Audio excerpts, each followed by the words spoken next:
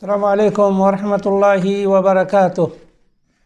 الحمد لله رب العالمين والصلاة والسلام على رسوله الكريم وعلى آله وصحبه أجمعين.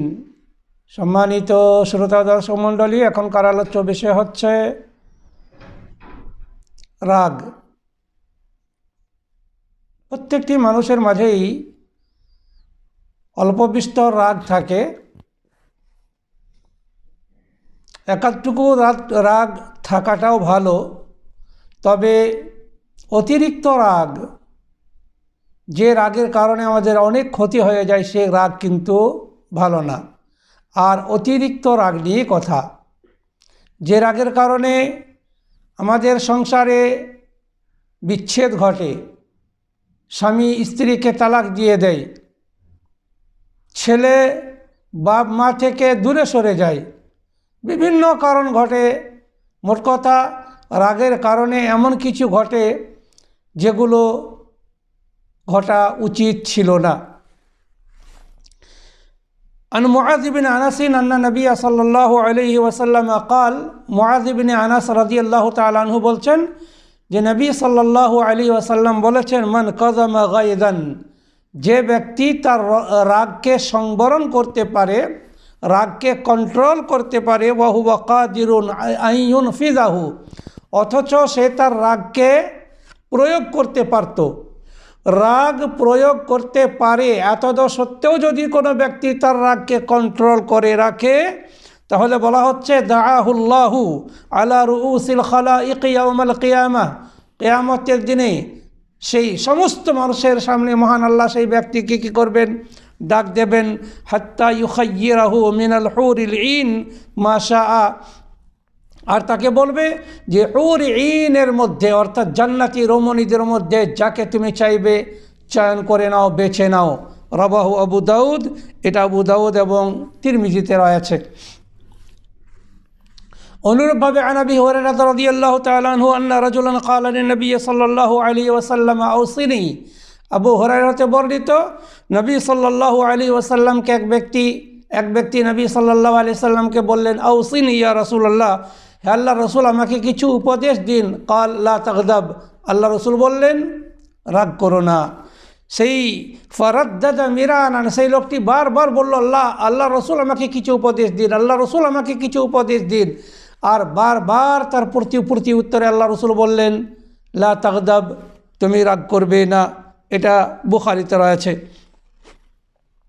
অনুরূপভাবে আন আবি হুরায়রা রাদিয়াল্লাহু তাআলা আনহু قال, আবু হুরায়রা হতে বর্ণিত, আন্না রাসূলুল্লাহ সাল্লাল্লাহু আলাইহি ওয়াসাল্লাম قال, রাসূলুল্লাহ সাল্লাল্লাহু আলাইহি ওয়াসাল্লাম বলেছেন, লাইসা শাদীদু বিসুরআহ, কোনো ব্যক্তিকে আছড়ে দেওয়া, কোনো ব্যক্তিকে আছড়ে ফেলা, এটা কিন্তু না বাহাদুরি নয়, বা এটা শক্তিমত্তার পরিচয় নয়।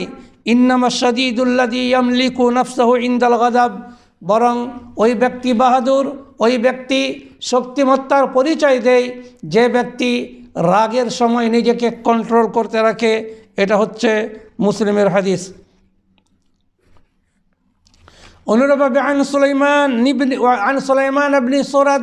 সুলাইমান বিন সুরাদ রাদিয়াল্লাহু তাআলা আনহু বর্ণিত, তিনি বলছেন, কুনতু জালিসান মা'আন নবী সাল্লাল্লাহু আলাইহি ওয়াসাল্লাম, আমি একদিন নবী সাল্লাল্লাহু আলাইহি সাল্লামের কাছে বসেছিলাম। আর ওয়া রাজুলান ইয়াতাসাব্বানি, আর দুজন ব্যক্তি এক অপরকে গালি দিচ্ছিল।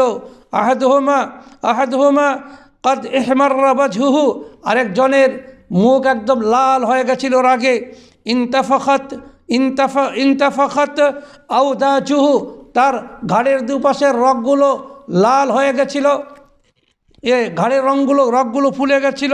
ফাকাল রাসূলুল্লাহ সাল্লাল্লাহু আলাইহি ওয়াসাল্লাম, রাসূলুল্লাহ সাল্লাল্লাহু আলাইহি ওয়াসাল্লাম বললেন, ইন্নী লা আ'লামু কালিমাতান লাউ ক্বালাহা, আমি এমন একটি কথা জানি, যে কথাটা সে যদি বলে, লা যাহাবা আনহু মা ইয়াজিদ, তাহলে তার ভিতরে যে রাগ রয়েছে সেই রাগটা কি হবে? কমে যাবে। লাউ ক্বালা আউযু বিল্লাহি মিনাশ শাইতানির রাজিম, আল্লাহ রসুল বললেন, যদি সে বলে আউযু বিল্লাহি মিনাশ শাইতানির রাজিম, তাহলে তার রাগ দূর হয়ে যাবে।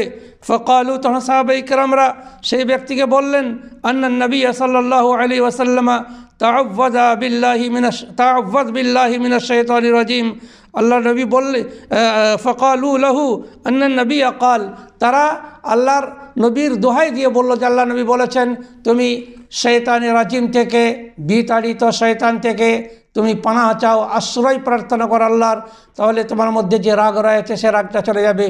আল্লাহর কাছে দোয়া করি আল্লাহ যেন আমাদেরকে এমন রাগ করতে না দেন, এমন রাগ যেন আমাদের মধ্যে না থাকে যে রাগ আমাদের ক্ষতি করবে, আমাদের এবং অপরের ক্ষতি করবে। সেই রাগ থেকে আল্লাহর কাছে পানাহ চাই, সেই রাগ থেকে পরিত্রাণ চাই, সেই রাগ যেন আমাদের মধ্যে না থাকে।